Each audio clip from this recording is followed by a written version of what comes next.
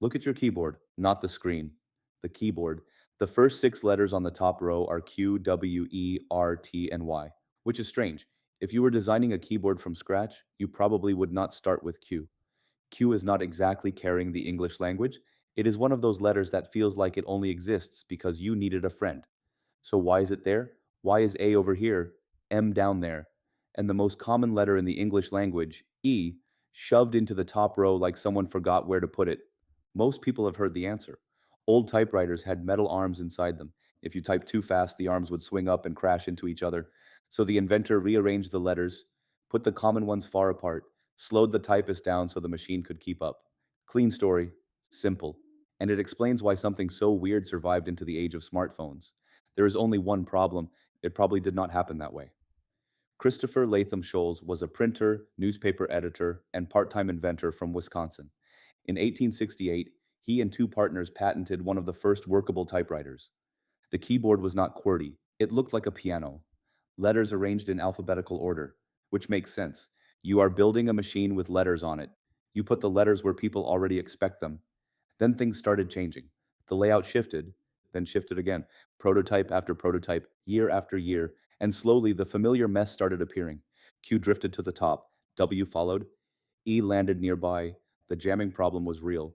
When a key was pressed, a metal arm swung up and struck the paper. Two arms moving too close together, too fast, and the machine locked up. That part is not a myth. But the leap people make is they say Scholes deliberately designed QWERTY to slow typists down, as if he sat in a room and thought, how do I make writing worse? That does not hold up. Typewriters were already a hard sell, expensive, unfamiliar. Making them intentionally frustrating would have been a strange business plan. And if QWERTY was designed to separate common letter pairs, it missed badly. E and R are right next to each other. ER is one of the most common pairings in English. That is a pretty large oversight for a system supposedly built around the whole idea. So the jamming story might explain part of the keyboard. It does not explain all of it. The first typewriter Scholes ever sold was in 1868, not to a newspaper, not to a law office, to Porter's Telegraph College in Chicago. In the 1860s, telegraph operators sent messages in Morse code.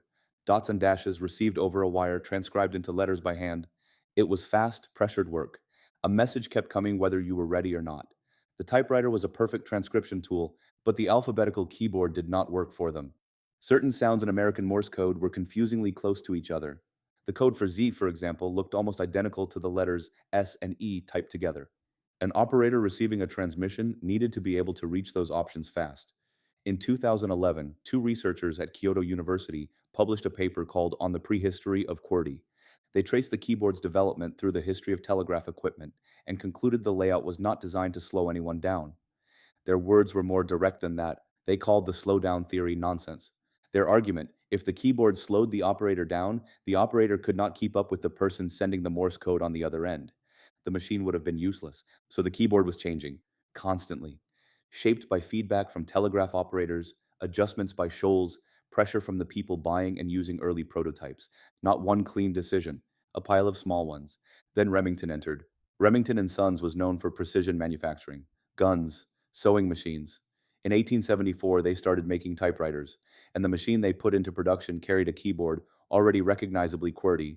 It was expensive. It only typed capitals. It looked more like a decorated sewing machine than an office tool, but it sold. And then the thing that matters more than any of this happened. Offices changed, companies grew, paperwork multiplied. The world started running on documents. Businesses needed trained typists. Typists wanted machines they already knew. Schools taught the layout employers were hiring for. Manufacturers built what people expected. The loop fed itself. QWERTY did not win because it was the best layout. It won because enough people learned it first. And once that happened, the cost of switching was not just learning new keys. It was retraining everyone, replacing every machine, changing every school curriculum, changing muscle memory, and muscle memory is one of the strongest forces in technology. In the 1930s, a man named August Dvořák designed a new keyboard. He put the most common letters on the home row, arranged things so your hands alternated more naturally. By the math, your fingers travel significantly less distance per word. He ran a study proving his layout was faster. There was one problem. He ran the study himself. He held the patent. A separate, properly controlled study later found no real advantage either way. Even the better alternative had a questionable foundation. Your laptop does not have metal arms inside it. Nothing is jamming. Your phone keyboard is not even physical. It is pixels on glass. It could rearrange itself into anything, alphabetical, frequency-based, a circle, whatever. It usually does not, because the ghost of the typewriter is still there. Every time you type something, every time you press the wrong key and blame yourself instead of the layout. You are using an arrangement shaped by 19th century machines, telegraph operators, Remington's factory floor, and a feedback loop that was never designed to produce the best possible keyboard. It just produced the one that got there first. There probably was no single moment where someone invented QWERTY, no grand plan, no villain slowing you down on purpose, just a machine that kept changing, sold to telegraph colleges, bought by Remington, adopted by offices, taught in schools, and then locked in place by the weight of everyone who already knew it.